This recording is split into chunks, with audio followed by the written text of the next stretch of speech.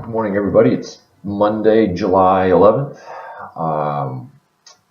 And this is going to be another one of those sort of short, informal videos, not specifically a lecture for a chapter, but I just wanted to talk about some of the topics that have been coming up in the discussion forum because we've reached sort of an important point in the class. With Chapter 8, we transition away from biological anthropology. The first half of the class is focused quite heavily on biological anthropology with evolution and primates and the human fossil record, modern human variation, stuff like that. And now we shift over into cultural anthropology. And that is why I asked on the discussion forum in Chapter 8 what it is that makes us, people who live in the United States, what does it mean to be a person who lives in the United States?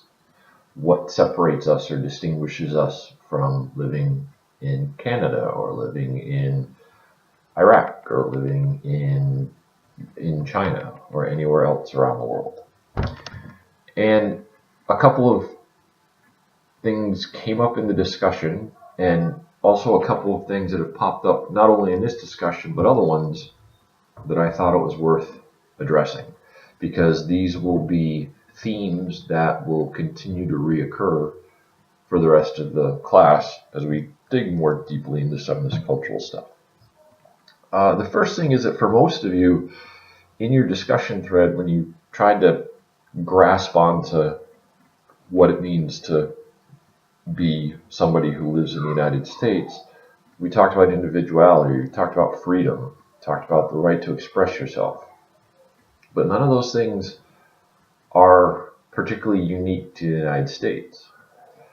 And again, that's one of the important things about culture, is if you really boil it down, you'd be pretty hard pressed to find anything that really makes us unique. Granted, our history is unique from other parts of the world, but in terms of cultural aspects, you can find just about anything else that we think is uniquely American, uniquely to the United States. You can find those characteristics anywhere else in the world. But like any other culture, we construct this cultural myth that says it's better here. We have more freedom, we have more individuality, we have more rights than other people do. Even if it's not the case, in many cases, in many situations, it isn't. The United States is not the freest country in the world. By far, we rank something like 14th or 15th on the index of democratic states. But we tell ourselves that we are the best. But that's okay. It doesn't matter that you can't find something, that one thing that makes us stand apart. What's important is that we understand that this is what everybody does. Every society, every culture does the same thing. It doesn't matter where you live, with a few exceptions because they're in the midst of a civil war perhaps, but just about everywhere you go, the people there have a cultural myth that says they have the best way of life, they have the most freedom, they have the most rights, whatever it may be, and that they're the best. They're what everyone else should want to aspire to. So as we are moving forward with some of the topics in the second half of the class, try to keep that in mind, because again, this is an ethnocentric thing, right? We automatically, we've been enculturated to think, hey, we live in the United States, we're the greatest. And it's hard oftentimes to realize that the very things that we claim make us great are things that other places do just as well, if not better. So that was one thought that I wanted to share. There's another equally as important idea, and that was this idea that came up in several posts, that we all have the right to live our lives any way that we want. We have this idea of freedom. That could not be further from the truth. You are not free. you are bound by all sorts of limitations and restrictions. And depending on your sex or your ancestry, the limitations and restrictions on you are less or greater. Again, I'm a white male, so historically, culturally, socially, politically, economically, I had fewer restrictions on me, but nonetheless, I still wasn't free. The moment you are born, the moment your sex is known, your choices are being limited. The moment you are born into a family, decisions are being made that limit your choices. You didn't get to pick your parents. You didn't get to pick where they live. You didn't get to pick how they live. All of those things dramatically impact the way you will develop as an individual, the opportunities that you have, the advantages or disadvantages that you have. But this idea that everybody's free to do whatever they want is simply not the case. And again, it's part of our cultural myth that we tell ourselves in the United States, that, that whole pick yourself up by your bootstraps, anybody can become president. And there are certainly those rare exceptions where the person who was born in a incredibly horrible situation and they rise up above that and they're able to lift themselves up to incredible heights. But those people tend to be the vast exception to the rule. And for most people, the vast majority of us, the amount of freedom that we have is far more limited than we might care to believe.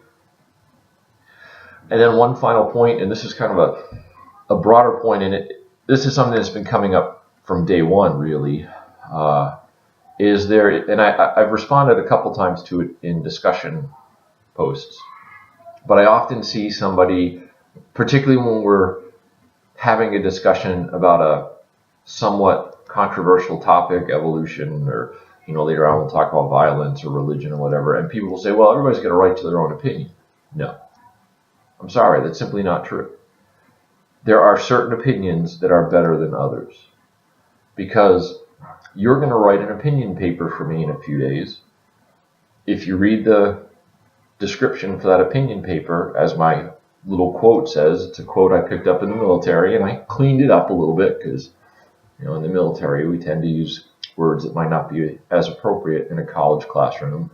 But the idea is that everybody's got an opinion, and everybody's opinion stinks.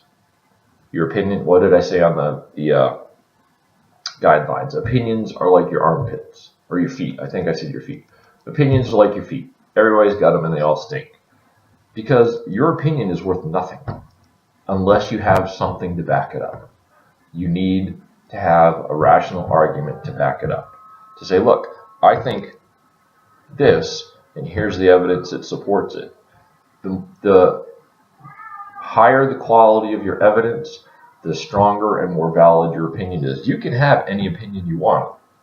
There are people who think that the world is flat. Those people are wrong. They can hold that opinion, but they should be laughed at for having that opinion. They should be shunned. They should be encouraged to change their opinion because it is ridiculous.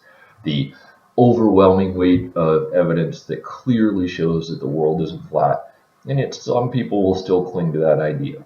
So please understand that in a rational, educated world where critical thinking and reasoning skills are vital, this idea that anybody can have any opinion that they want and it doesn't matter, it doesn't really hold water. We need people to have opinions that are supported by evidence and fact and something to back it up and be able to express that opinion. And again, this is something that I think is going to come up much more in the second half of the class as we do begin to talk about issues like sex and religion and politics and all that other stuff where people's opinions can get pretty heated, which is fine. But understand that whatever opinion a person may have is only as good as the evidence they use to support it. All right, so those are my quick thoughts. I'm sure there are other things I should have talked about, and I may make another one of these videos in a couple of days. But I will post this and put up a discussion thread if you would like to comment on it. Otherwise, I will see you around the forum, and good luck as you move into the second half of the class.